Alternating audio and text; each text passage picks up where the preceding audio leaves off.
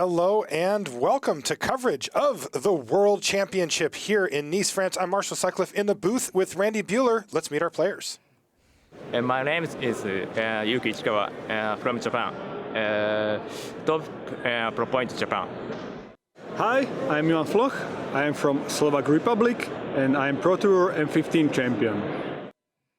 All right, let's take a look at Yuuki Ichikawa there, a popular streamer. Indeed. From Japan and a two-time Pro Tour top 8 competitor in very recent history as well. Oh, yeah. He went back-to-back. He's only played 5 Pro Tours, but right. top 8'd 2 of the last ones. And then his opponent, of course, is Ivan Floch, also has top 8'd 2 of the last the last two. He back-to-back as well, right? So he is in form. Do you think that they share something with that? But he also managed to win one of them. Oh, yeah. Yeah, no, I think Ivan Floch has found himself sort of on a really good team for the first time in his career. I mean, he's been a guy that's been around for a while. He was actually on the World Team Championship team a couple of years ago. But he never had that Pro Tour top 8. And I think with the team now, Stanislav Sivka in particular has been building some great decks that Ivan Floch has been, I think, the best pilot of. So, yeah, he's definitely playing Magic as well as he's ever played it. Absolutely. And he's one of those guys that really enjoys it as well. Like, he loves the...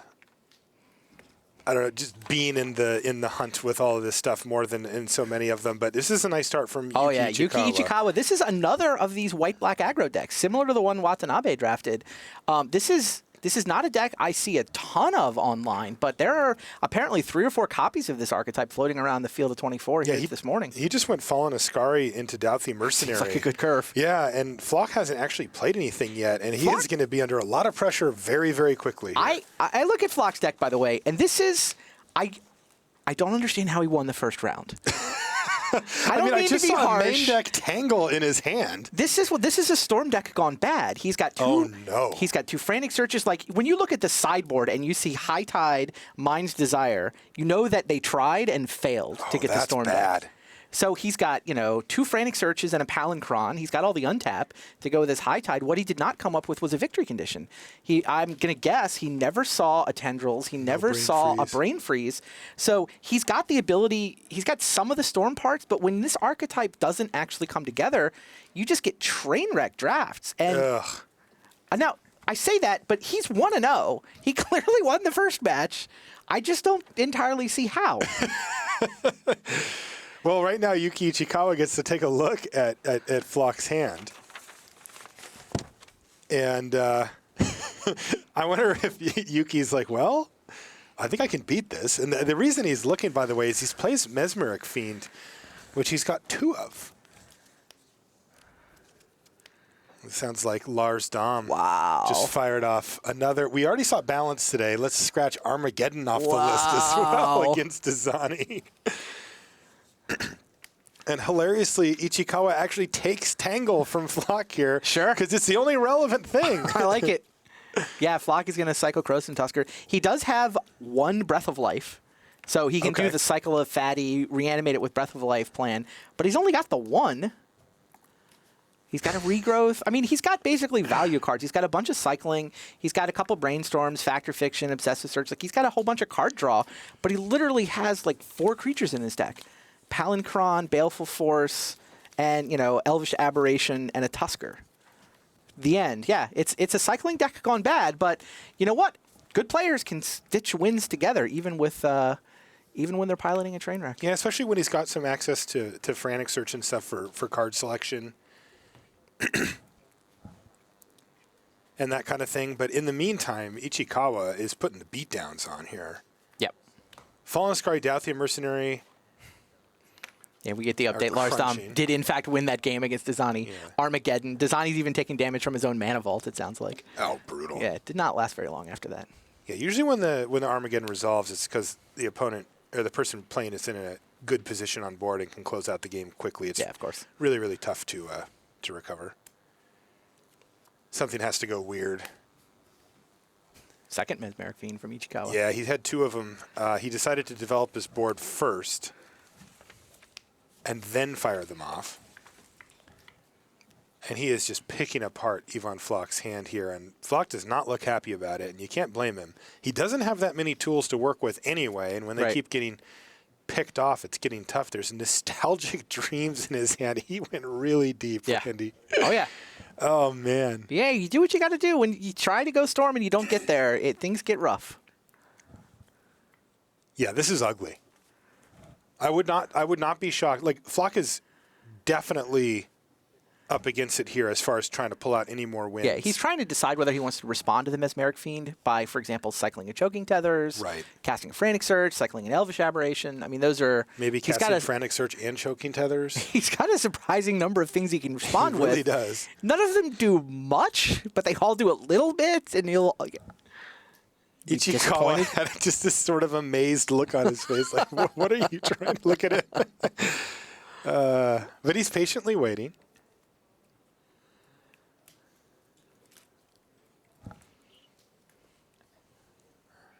All right, Floch. Looks do like something. Choking Tethers. It's weird with cycling cards, because what if he draws a good card? Right, he doesn't Then he want to loses it to the expose Mesmeric Fiend.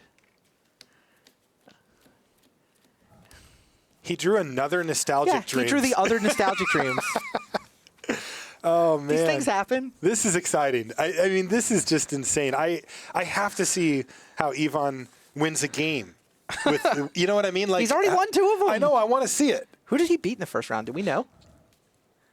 I mean, I'm sure Rich said it in the booth. I didn't. I don't know. We did not have him in the feature match area. Right. It wasn't so. Dani. It wasn't Lars. Who were the other 2 people who lost? It could have been. It's either Nam Sung Wook or Yamamoto.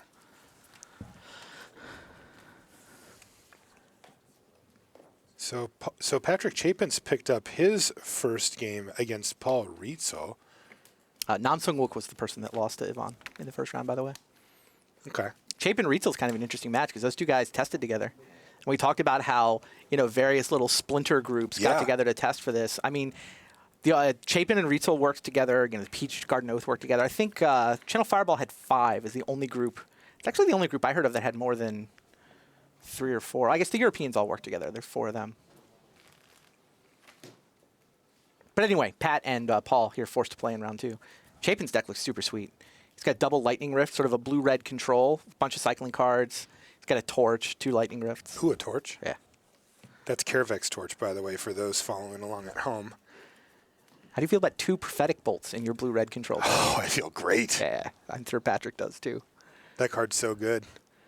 So, yeah, Floch is trying to find something to do with his mana, and I think that we're going to see a flurry of action either now or on Yuki's turn at instant speed. But either way, you got to like where Ichikawa's sitting here. Yeah, this would be a lot scarier for Yuki if he hadn't exchanged deck lists.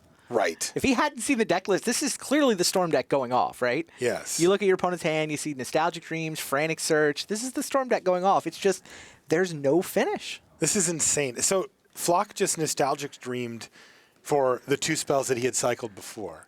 Cycling cards, Got sure. them back in his hand. And is trying to buy time with Choking Tethers again. All right, so Kentaro Yamamoto picks up his first game against Nam Sung Wook off of one of the scariest cards in the format, Randy. Yes. Rites of Initiation. Rites of Initiation. That is a card that people who played in the 90s knew to draft early. See, I didn't. And I lost to doesn't it look 3 good, times, right? and I immediately jumped to the other side. Yep. It looks terrible. And then it's just completely unbeatable in some circumstances. All right, so here comes the team. It's not quite lethal. Yeah, right. If you have a board full of goblins or whatever, all the after not blocking. How about they're all +4/+4? I don't Yes. need a hand. I'll Right. deal 20 instead of having a hand. And it doesn't matter what the creatures are. No. You just play out the 1 once. All right, so it looks like Floch had to take that. It ended up being 8 damage. Gustglow Carrier is the follow play for Ichikawa, and this is just getting out of hand at this point. Yeah. I think Ichikawa has 6 creatures to 0 on the battlefield, and the response from Floch was, I'll cycle my Crows and Tusker again. I mean, the man knows value. I'll give him that. But he really needed, it sounds like, a brain freeze or something along those lines to show up, and didn't get it. It is one of the riskier things to draft. Yeah, I was talking to Huey after the first round, who first picked a brain freeze. Because he knows that you can't risk it. Well, what he said to me was he thought this is the best. If you can get it, Storm is the best archetype in VMA.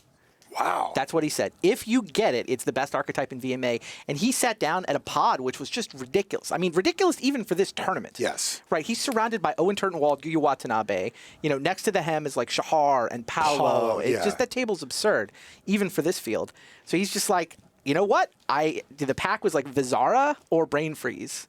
It's like, Vizara's kind of slow and clunky anyway. Give me the Brain Freeze. Also very, very committing, though Brain Freeze is also quite committing. Here's Brainstorm for Ivan Floch,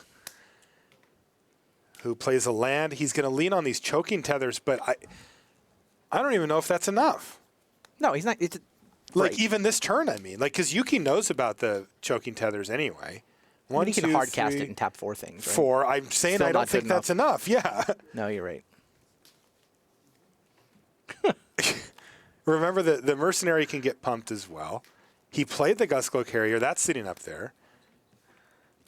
Right, here's tethers. 1, 2, 3, 4.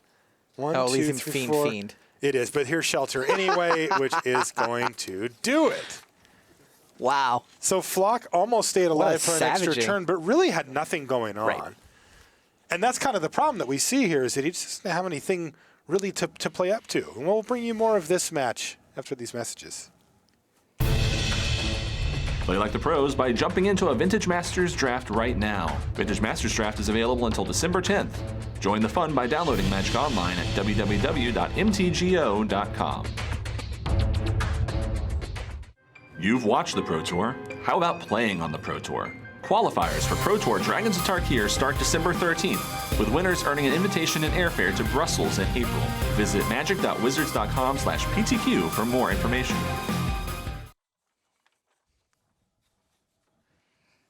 All right, welcome back to our feature match area. Let's jump over to our back table where Jeremy Dani, you can see him there on the back table on the left, is playing against Magic Online champion Lars Dam. Mm-hmm. And both these players at 0-1 currently, but it looks like there's an elephant being guided by an elephant. Yeah, so The elephant guided by elephant, no problem. Jeremy Dani going for the flavor win here, but also looks like he's on a pretty solid beatdown path here. Yep. Yeah, Stoic champion for Nam Sung Wook. For Lars. Oh, sorry, for Lars. Thank you.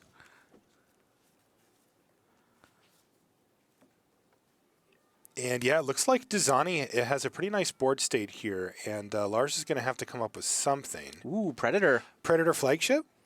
Yeah, no, that is Nice. Predator Flagship's a nice card. It's a little expensive. Yes. It's 5 and tap to kill a flyer, but you can spend 2 mana to give something flying. So for 7 mana, it can essentially tap to kill anything you want to kill. That's right. It's just 7 happens to be a lot of mana, especially in this format. And you have to kill one thing at a time. Obviously not very good against like a token type strategy. Right. But this is a card that can absolutely dominate the late game and can essentially soft lock your game where your opponent can never really have a board state at some point.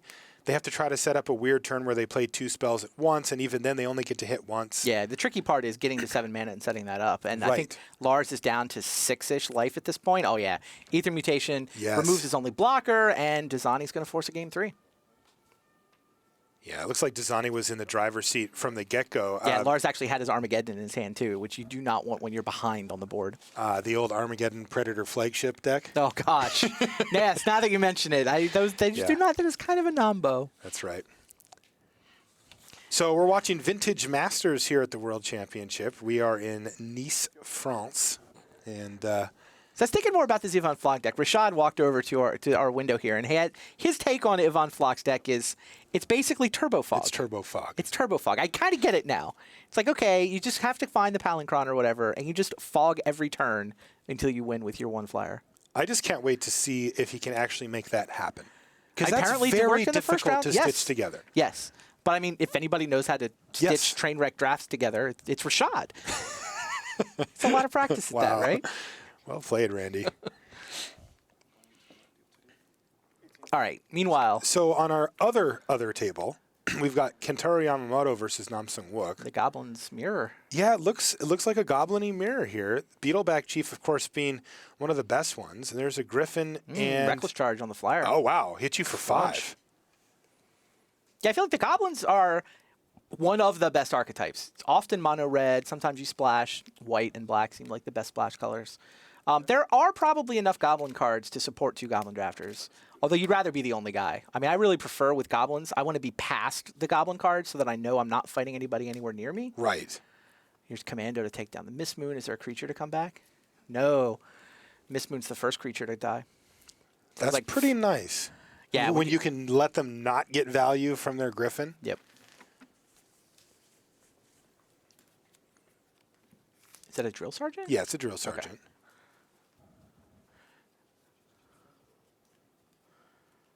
Oh, does the drill sergeant affect both players? I Looks think like that's he's what double looking at. checking. It does actually it's all affect goblins. both. But I know the yeah. Goblin General is your goblins get +1/+1. So most of the goblin effects are one-sided. But I guess that one, yeah, the Onslaught ones are often both-sided. So the Skirk Drill Sergeant's ability is that whenever a goblin dies, you can pay 3 mana, flip the top card of your library, and if it's a goblin, it goes straight into play. Right. This basically means that Namsung could set up some sort of a suicide attack, you know, or even if he attacks and trades, he's sort of up half a card on the trades. Ooh, Nam's got Rites of Initiation in his hand, Yes, he too. does. I just saw that too. And is that a Spark Spray? That makes things very interesting. Who's on which side? Yeah, Yeah. Namsung Wook is the one, he's got Rites of Initiation in his hand. Right. But he He's also isn't got- actually ahead on the creature race. No, but he's got the 6th land, so it does seem like he can potentially attack and flip off of the Drill Sergeant. Oh, he's just going to have to pass a turn back here. Tough one. I guess he's more interested in Nam. killing things with Spark Spray. But then wouldn't you kill the Drill Sergeant before you let him untap? I don't know. It's a weird spot. Yeah, he basically he has Rites of Initiation, but he's behind on board. That is definitely a Nambo. Right. Now, Rights can absolutely steal a game. Your opponent lets their guard down for just a little bit too long, and it goes. So here's Spark Spray. He wants to kill the Drill Sergeant before Yamamoto can get any value out of it. Although Yamamoto can flip for the Drill Sergeant itself. Does count itself. Mountain. It's going to miss. I mean, Swamp. It's one of those where often when you miss, you're kind of happy you didn't draw that card. Yeah, that is true. It's like the card feels better than it actually is in this weird way. It's like either you get value or you knocked some worthless land off the top of your deck. Right. Now, he actually, did you see that from Nam? He kind of pump faked a block. He picked up his Beetleback Chief and was like, oh, maybe I'll block. And then it was like, nah, I'll just take it. You know, and in reality, he wants to keep as many creatures alive as possible. Yes, he does. Because he's going for what could be the win here, depending on the life Yeah, totals. what are the life totals? Yeah, Goblin Patrol's going to block. It's 15 to 14, so this is not going to be lethal because he doesn't have enough cards in hand to make it that way. But this is tough. He's going to have to come up with more creatures to make this line work. He can't just Rights for Yeah. No, I think he's non-lethal. going to have to let them trade. Now, interestingly, though, if Yamamoto doesn't block there, he probably just kills him. Would have been right. Like he's still team 3? Maybe it's only 2. If that's the case, then no. If it was 3, it's still not quite enough. It would have only been 13. It would have been 13, you're right.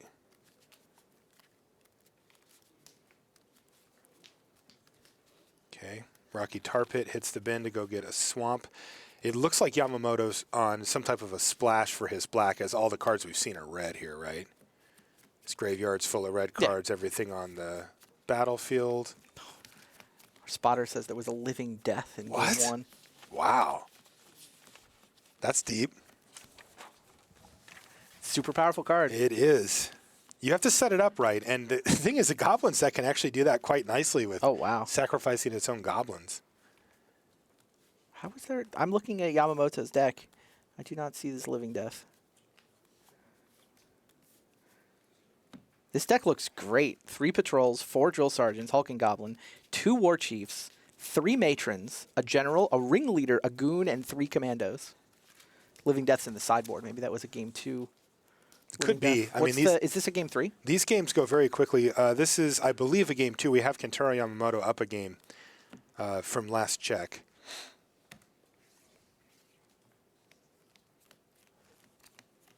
Yamamoto has a rights. 2 rights in Nam Sung Wook's deck versus 1 rights in Kentaro's deck. Wow, 2 rights. Yeah, this Kentaro Yamamoto's Goblin deck is almost perfect. I'd be One so falter, happy. 1 falter, 1 rights of initiation, 1 kindle. The black splash is for an expunge off of a mountain and a couple rocky tar God, pits. that's great. That seems fantastic. All right, why don't we jump back over to our main feature match between Yuuki Ichikawa and Ivan Floch. You can see them up near the front by where Rashad's standing. And we'll get them underway here for game 2. Ichikawa winning the first game pretty easily, I would say. I mean, he just played a whole bunch of creatures while Floch ended up cycling and playing a bunch of spells, but ultimately not affecting the board in a meaningful way. And that let Ichikawa get ahead. And wow, Ivan Floch has to draw one of his best spells. I mean, especially considering the fact that it can affect the board, it's hard to kill. Wild Mongrel has arrived. How many creatures does Floch Wild have? Mongrel, by the way, is in from the sideboard. Oh, wow. Not really plan A.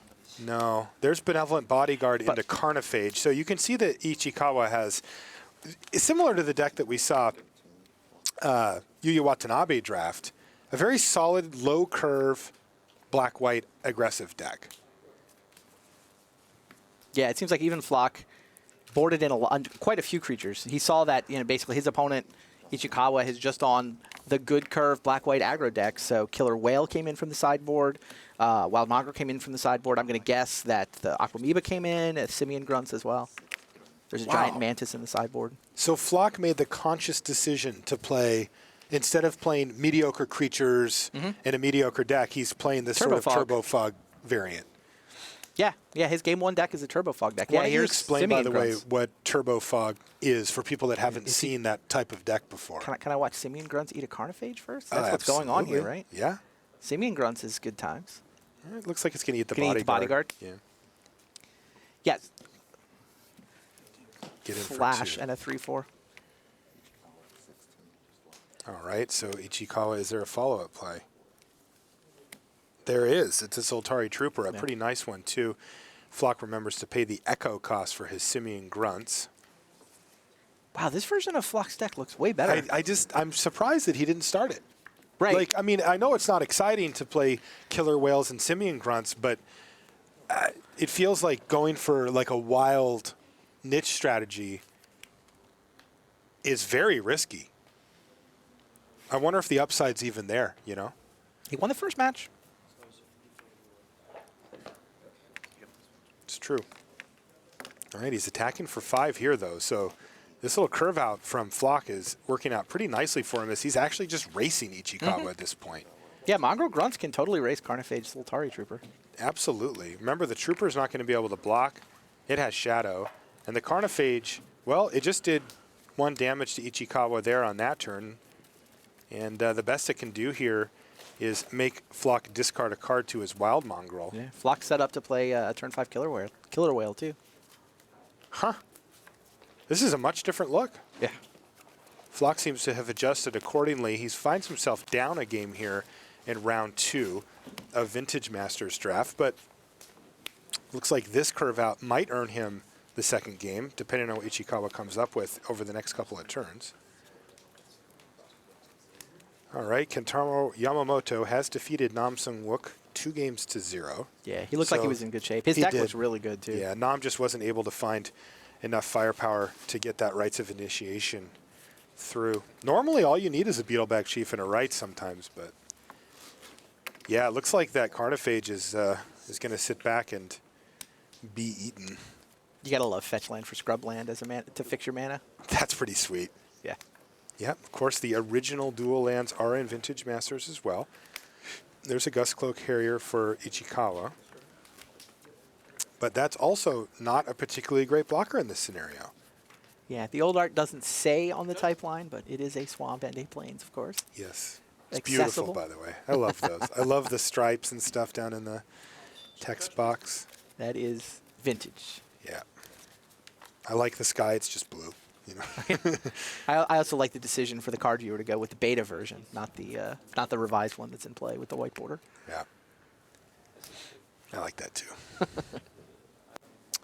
Now, the good news, though, about that Harrier is that it can team up to double block the grunts fairly effectively, only losing one of the two creatures here if Ichikawa wants to do that, and that's the play. That is the plan. Double block. So, kill the Harrier, leave you with the annoying Carnophage that's going to ultimately get eaten. Go to damage. All right, so another couple of damage points, though, come over and knock Ichikawa down to 8. And there's that Killer Whale, which is going to be really nice here. Ichikawa's going to cycle Baronmore to get a card. He finds Mesmeric Fiend off the top. He's got a dice on top of his library to remember to pay for Carnophage if that's what he wants to do.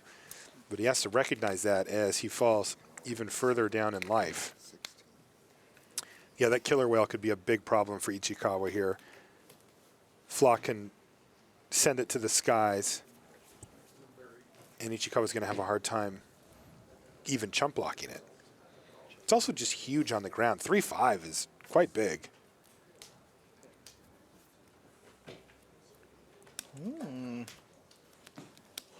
All right, Patrick Chapin evens things up. He defeats Paul Rietzel to go 2-0 and put himself in a spot to play for 3-0 next round in the VMA draft. That's got to be great for Patrick. Yeah, his deck looks super sweet. Apparently he's Scrivenered for Counterspell to kind of give himself the insurance plan. And when Patrick Chapin Scriveners for bolt to the Counterspell, face. you're not in happy shape, yeah. and then bolts to the face With counterspell backup. with Counterspell backup. This guy's kind of playing to type there. Beatdown versus control match. All right, so Mesmeric Fiend hit the battlefield, and it's going to take the Mantis away as just the best threat that Yvonne has left. But Also lets him frankly, know he what doesn't color to need it. choose with Addle. He knows to choose white. Exactly. Gets the Breath of Life. And he does exactly that. Breath of Life hits the bin. So he's done a pretty good job of mitigating Floch's hand, but it's not his hand that's the problem. It's the battlefield. Attacks for 2 with the Trooper, of course, because it's got Shadow. It's not doing any blocking anyway. Yeah, so Floch can just plan to send Killer Whale to the air twice to get those last 6 points of life. Yes. Question is whether Mongrel wants to play offense or defense this turn. There's definitely a And then if you're good attacking reason to with keep it back because it forces Ichikawa to keep. yeah, but attacking pain. with it forces a block. Like this is a lethal attack. This is Ichikawa's absolutely obliged lethal. to block, so I like this attack. I think Ichikawa wants to block with it. Well, I mean, Like that's the best he can get out of it is to get a card out of Floch's hand and take a little bit less damage. You can't keep paying Sure. 1 life every turn. right. Well, Carnophage is going to soak up 3 damage here. Yeah. Mongrel is probably just going to hit for 2. This Floch draw. Okay, Floch drew a 6th land, which he estimates has approximately 0 value, and now he's got Ichikawa at 3, Which where means, the one yeah. Killer Whale hit is lethal. Right. He's Oh, also going to geez. play Regrowth to get back. Simian Grunts with Simian 3 Grunts. mana available. Yeah, Ichikawa's pretty seen nice. enough. Ichikawa's like, I like that Turbo Fog deck better. Yeah. Can't I play Game 3 against the Turbo Fog version of your deck? I'm sure Ichikawa says, why don't you show me more? It's really interesting the way Floch put this together. I'm looking at this main deck, and I can kind of see it. Like, he went deep, but 2 Choking Tethers, 2 Tangles. He's got a Regrowth along with 2 copies of Nostalgic Dreams. That's a lot of fogs. It is. That is a lot of fogs. And then you finish up with some big fatty. Yeah, a Palinchron, typically. Or the Tusker. All right, let's jump back to couple our frantic back searches. Let's jump back to our back table here. Jeremy Dezani versus Lars Dom. Game 3. Correct. So Dezani sitting at 14 life. Dom is at 6 currently. But that's Predator with 9 mana. Predator How many counters are on the flagship. Saproling Burst? How many You know, I don't actually no see counters any. left on Saproling Burst, so it's about to fade away. It's faded into Yeah. 0, but of course 1 more has to go away in order for it to actually disappear. But at this point, it's effectively functionally gone. Yeah. Wow. So So it sounds like Lars Saproling Dom. Burst got a burst of damage, but not enough Right. to deal 20. And now Lars, especially against a deck like what Dezani's doing, Miss Moon Griffin was on the stack, and Dezani chooses to counterspell it. he does, although he's got an Aether Mutation in his hand, which is pretty darn good against Predator flagship. True. So he needs something, but I guess he figures that Lars has to play something at some point. Maybe something big. Lars just has to flippantly send the turn back over to Dezani. This is interesting. Yeah. This could get really interesting. Like, Lars wants to draw one of his big fatties here, but if he does, it's going to get Aether mutated, and he's at a relatively low life total where that could be enough. Predator Flagship bouncing Saprolings one at a time is not going to get it done if Dani gets enough of them. Yeah, I think a four Saprolings would not have been good enough. So I think Dani was right. He needs something bigger than 4. Yeah, and the Griffin's really annoying. Ooh, Lars is holding a Death Grasp? That's what I just heard. Wow, so hitting these land drops is actually quite good for Although him, Dani too. has another counterspell. Oh, he does? Yeah. Okay. Right now, Lars could fire it off for 9 when he untaps. Is that right? Wow. He's really kind of flooded out here. Mm-hmm.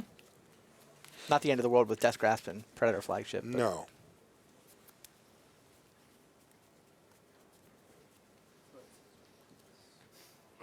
Dani with the grip full of cards, trying to figure out how does he beat Predator.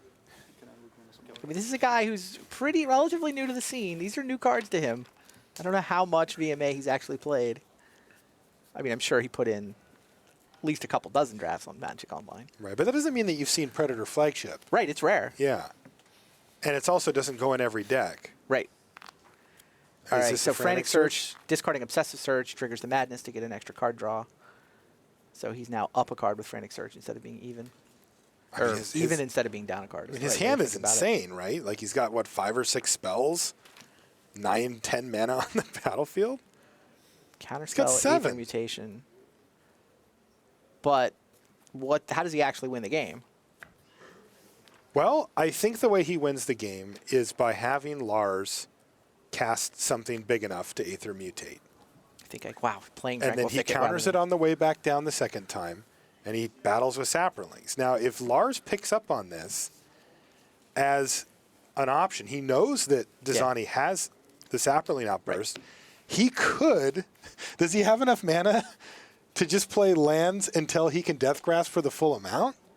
He's got to figure that Dani will have found a counterspell. Yeah, he by also then, knows though. Dani has counterspell. Yeah, it's Or at least in his interesting. list.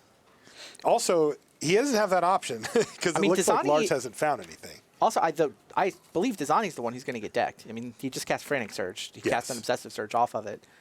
So hypothetically, Lars can just sit there with Predator. The pressure is on Dani to figure out how to actually win this game. That's interesting. I wonder. So let's say Lars draws some big, beefy attacker. Like, does he just hold it? I think he should. Yeah. Like if he looked at Dani's hand. I mean, he's and looked like, at his oh. list. He legitimately Yeah. knows that Dani does have an Aether Mutation in his list, along with counterspells. He knows that Predator's really hard. He knows Dani has, I'm going to guess, 0 answers, ways to actually kill the Predator. I can look to confirm that. Meanwhile, the judges are having a chat with Jeremy, making sure he plays faster. Yeah, he plays very deliberately, and we have untimed rounds here in the World Championship. That doesn't mean, of course, that you get to take as much time as you want in every decision. Yeah, no, I definitely saw the judges having conversations after how long round 1 went. They're not interested in having any round take that long. Right. And they're going to be lighting a fire under Jeremy. So there are Predatory actual Night 0 Stalker. ways for Jeremy to kill Predator in his list. to kill the Predator There's flagship? nothing in the sideboard either. Okay. So Predatory Night Stalker joins the team here. It looks like Lars finally found something. And I think what Lars is trying to do, it makes some amount of sense here, is he says, look, if I can just crack in a time or two, then Death Grasp will finish off my opponent. It's also a horrible Aether Mutation target. It's not good. I mean, Jeremy gets 5 guys, but Lars replays it and kills 1. I mean, maybe Jeremy is supposed to go Mutation, counter it on the way back down, see if I can race Predator. Probably is the right line. But, He gives it flying and kills it in response. yep, nice play. Sweet play from Lars. He knew it, too. Yeah, I know. He knew exactly what was going on. He was picking up the mana to use the Predator even before Jeremy finished pointing Aether Mutation at it. That was fantastic stuff That was from good Lars. stuff. He knows exactly how these win conditions are going to go. Yeah, he was like, I'm waiting for 12. Once I have 12 mana, I can play this 5-mana creature. Oh, interesting. Okay. Predator was tapped, so Jeremy was able to suit up his Owl Familiar with that Elephant Guide. Still, though, this doesn't actually get damaged through, right? No, but I mean, it allows him to untap and play more creatures, right? He can start trying to race the Predator. Right. Because when the Owl dies, it'll leave a 3/3 elephant behind. Right. Which will take another turn to kill. Right. And if Jeremy can add more creatures to the battlefield next turn, although interestingly, Jeremy is now tapped down to a single blue, so this might be a good window for a Death Grasp. Oh, that could be interesting. Let's see. It's 3, 6, 9, 10. It could be 11 if he plays that Swamp from his hand. I think but then also you're not using Predator if you do that. I don't know. It's tricky. Yeah, that is true. Yeah, All right, why don't we jump back over to the main match? We'll keep an eye on that one, though. We've got Tim Willoughby down in the feature match area, keeping an eye on those things. We'll let you know how that one ends for sure. In the meantime, though, we've got a third game to play with Yuuki Ichikawa and Ivan Floch. Both of these players have had tremendous success at the Pro Tour level recently, kind of together. And now they're battling it out here at the World Championship. This is a game 3. And Mesmeric Fiend is going to kick things off. 28 grand in 5 starts. That is an insane beginning to a career. Yes. Wow. Pretty good. Throw in a Grand Prix top 8 for good measure. Throw in, he is the most popular streamer on Nico streaming Magic. And their streaming numbers are as big or bigger than the Twitch numbers, so. Yeah. He's right on the edge of most popular Magic streamer in the world.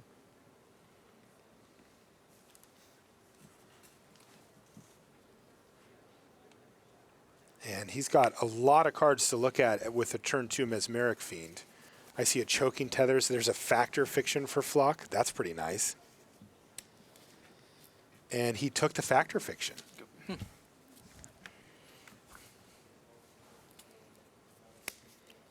And there's that turn 2 Wild Mongrel. Must be nice to be Ivan Floch. Peels it and plays it. Well played. Yes. And Ichikawa says, yep. I know how this goes. So Floch's hand looks pretty decent here. The Killer Whale and an Elvish Aberration. He's got some of his fatties online. But here's a Dauthi Mercenary for Yuki Ichikawa, who is going to be looking to start putting some pressure on Ivan's life total here with that Mercenary. In the meanwhile, Ivan Floch decides that he's going to also put pressure by attacking, and then he just doesn't do anything. Going to get his cycle on here, I would assume. Maybe he just doesn't have a play.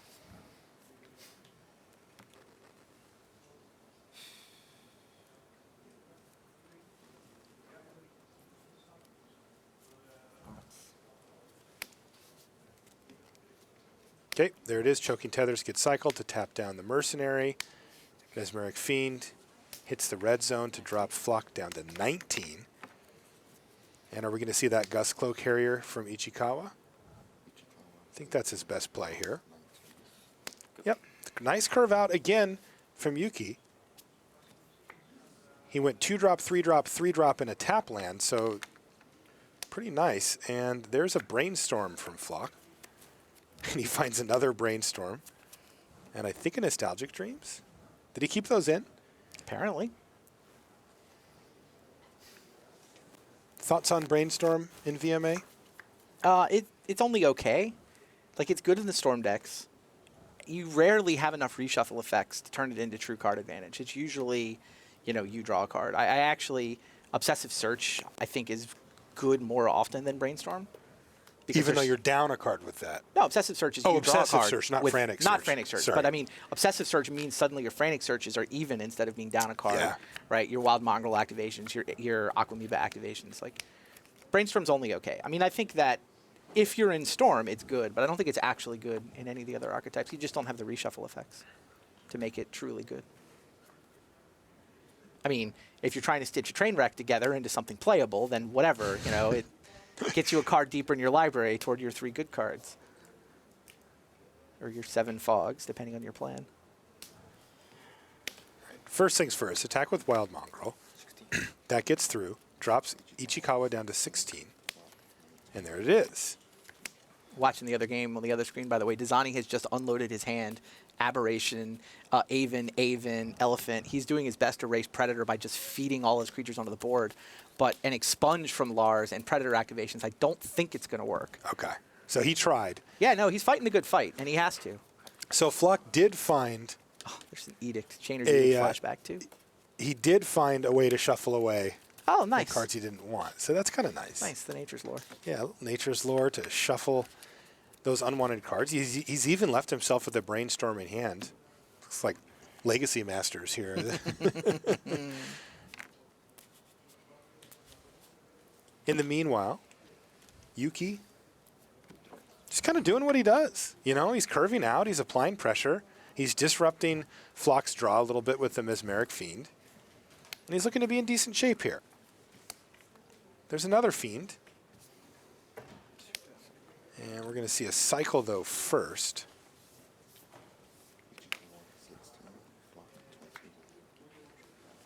And then he's going to show him his hand. So let's see what he's got here. Elvish Aberration, Brainstorm, Killer Whale, and a land. So, Yeah, Floch's got 2 fetch lands to go with his brainstorms. yeah. He's got the land cyclers. Yeah. So Lars Dom did win that game. Yeah. He literally killed every creature in his deck. Predator Flagship. All right, so Killer Whale is going to get snatched up and hidden safely underneath that Mesmeric Fiend. And he's even going to get to crack in for 5 damage here and pass the turn back. So Floch is falling behind pretty quickly. Again, he's still quite creature light even after having boarded in a bunch of them. And Wild Mongrel continues to chip away at Ichikawa's life total. Not interested in blocking because he's got Elvish Aberration here as a 4/5. Ooh. Immediately killed, though. Yeah. How about you make it a 1/1 flyer? Yeah, he's going to get a 1/1 flyer here, but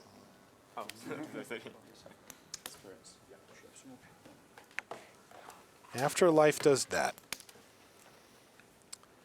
So that is Yeah, quite a big swing there for Floch. I mean, he had a 4/5 blocker on the ground to sort of shore it up, and now he's got a 1/1 flyer, which yeah, is... I'm not a huge Afterlife fan, but when you're killing a 6-mana guy, that's when it's good. The good news is it will hold back both Mesmeric Fiends. Yeah, it's still a drawback that they get a 1/1 flyer. But Yeah.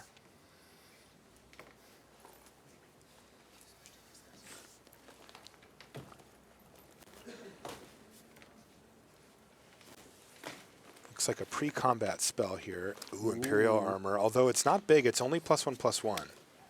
But that's plenty here. Yeah, and it'll go up. I mean, Ichikawa's unlikely to play more cards while he's got that going on. Floch takes it. Does he? Did he pump? Did Ichikawa pump? He did have a Right, he mana had left up over. black and 1. Yeah, I'm assuming he would pump there. No, he didn't. Is he leaving up shelter mana? No. No, he's got Huh. Fallen Plays the Scry. last card out of his hand. Sure, Fallen Ascari. Yeah. I mean, may as well play the Imperial Armor, get in the 1. It'll get in 1 again next turn. It's a great curve. 18? Yeah, he has just used up all of his mana forever. 16. What happened last turn? This 5. Yeah, they're just double checking life totals here. 21, He 16. had that as a 16. Yes, I and had then the 18. changed it to an 18.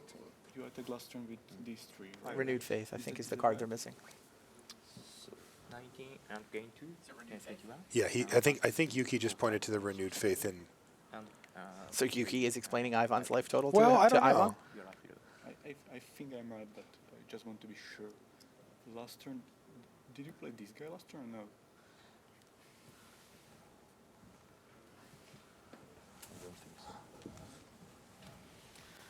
These 3 were the attackers that did 5 damage to you. Yeah, You're you sure? Yeah. Okay. I was confused why he changed it to an 18. Yes. But it was the Renewed Faith. All right. and 14 and 11. Players clarify the life totals. Did you That happens occasionally. 11. No big deal. But Floch down to 11. And not hitting a lot of gas here, though. He does have a Brainstorm to help Yep. reload. I mean, He needs something now, cast though. it. Let's see what's going on. Yeah, I mean, that plan A is just to cast Brainstorm and see what's what. Yeah. It's clearly a million miles behind on board, so. Yeah. Okay, he finds a pair of lands and something. I couldn't actually see what it was. Is it the regrowth? Yeah, I think it is. Yeah. All right. Is there something great in his graveyard that he can get, Randy? I mean, there's that Elvish Aberration, but he won't be able to cast it this turn. Yeah, see, that's the tough part. Renewed Faith doesn't do anything. Brainstorm, Choking Tethers doesn't do enough.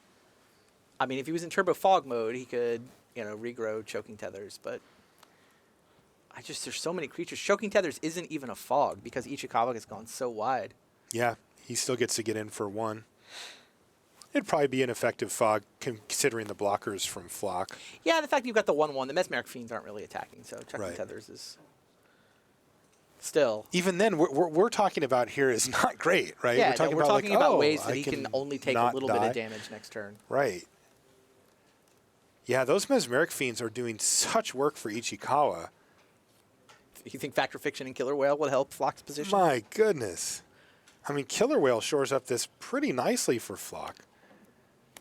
It's down to just the Shadow Creature. I mean, the Yes. Salty Mercenary is just good against Ivan's deck. It's very good. Basically has to race it. Yep.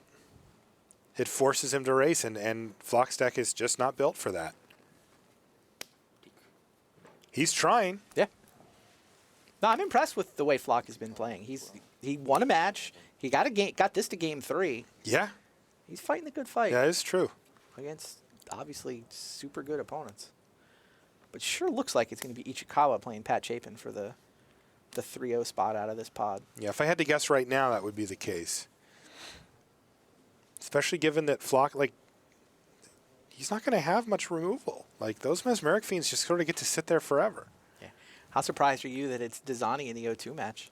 I am very surprised. Player of the year. Yep. But he hasn't. I mean, it's his first Worlds, right? Yep. His first with the Super Exclusive World Championships. I mean, see, a lot of players need to kind of play this tournament once they get their feet under them. Reed Duke famously finished last the first time he tried it. Right?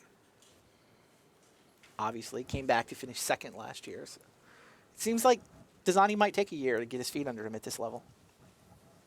Still very early in his career. He's only played about 10, 11 Pro Tours. That's right. Another thing to remember about this weekend with the World Championship is that the records that you need to make to the top 4 aren't the same thing. There's an addle, by the way, for Ichikawa, which is going to prompt the brainstorm that Floch had rebought. And this it feels kind of like Legacy. He's going to get to hide the card he wants to keep. Yeah, except he's got 4 lands. Oh, no, they're just all lands. He's going to pretend they're interesting. Let's It's pretend so there's funny. something interesting here. I mean, this is just hilarious because it's it feels like Constructed, but just worse, right? It's like Addle instead of Thoughtseize. It's Brainstorm, but then he's not putting back fetches. He has to play tapped forgot to choose a fetches. color. Yeah, and no color doesn't matter anyway. Yeah.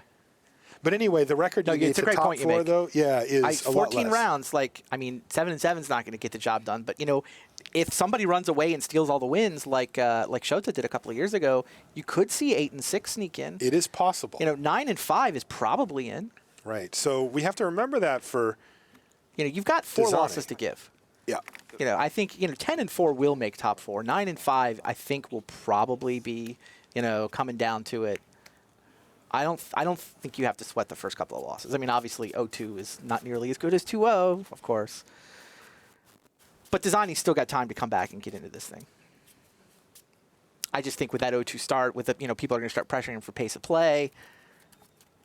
Not that the 2 losses are fatal, but just Yep. starting to feel like it might not be Dani's week. Yeah, it sounds like he's now officially received a warning on pace of play, in fact. Yeah, they want to make sure we get through these matches. I like the idea of not having the clock. I think that's good. But you have to have the judges say, look, Yeah. we're all adults here, and call people on it. Yeah, You know what? He deserved that warning. you did. And that's the beauty of this, though, is that with a 24-player field, you can actually manage that. Yeah. We've got It's not like there's 37 judges No. that need to coordinate and keep track of who is warned who or who's cautioned who. we've got 1 high-level judge per 8 players. Right. And these aren't like level 2. Yeah, I'm it's talking 3 about level level fours. 4s and level 5s, big-time judges here. So in the meantime, Yuuki is looking to be in a great spot here to defeat Ivan Floch and move to 2-0, pushing Ivan down to 1-1 in Vintage Masters with 1 more match to go after this. Here comes Choking Tethers, though, to delay. Cycling it to He tap cycled 1 it. creature, taps the shadow. Finds more land. He just cannot buy a non-land draw here, even after brainstorming and shuffling. He did shuffle. It feels like the majority of the non-land cards in his deck, though, just cycle. Yes. They're just brainstorms and choking tethers. Yes, he does not have a lot of action. Yeah, well, there's one good news with flooding out. You have a lot of stuff to pitch to your Wild Mongrel. All right, And flanking he's gonna do means that. he has to discard a card to get it to 2/2. He's going to discard 2 cards so that he can both eat the Ascari and live to tell about it. Yeah, unfortunately, he still takes 2 damage in the air from the Gustclow Carrier, and that means that the Dauphine Mercenary is going to be lethal on its own. Does Floch find something? Anything.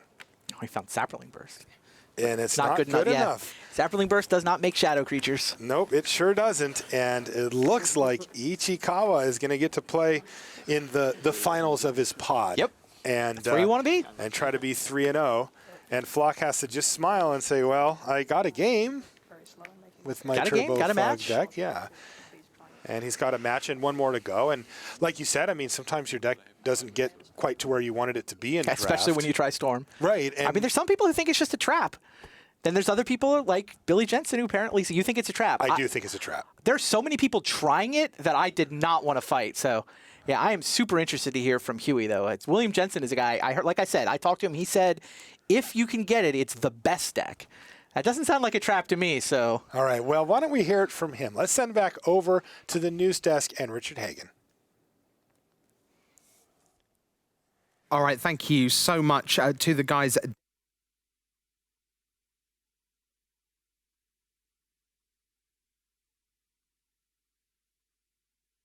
That he will face Patrick Chapin in round 3, because for those of you who are unfamiliar with this, you always play someone on the same record as yourself. So at 2-0, there's only one other player at 2-0. They must meet in round 3 to determine the winner of the pod. So Yuuki Ichikawa will face Patrick Chapin. This round, Chapin defeated Paul Rietzl. Other results coming in. William Jensen and All Hall of Fame clashed this one. Jensen defeated Paola Damarosa by 2-0. More on Mr. Jensen in a moment. Kentaro Yamamoto took down Nam Sung-wook.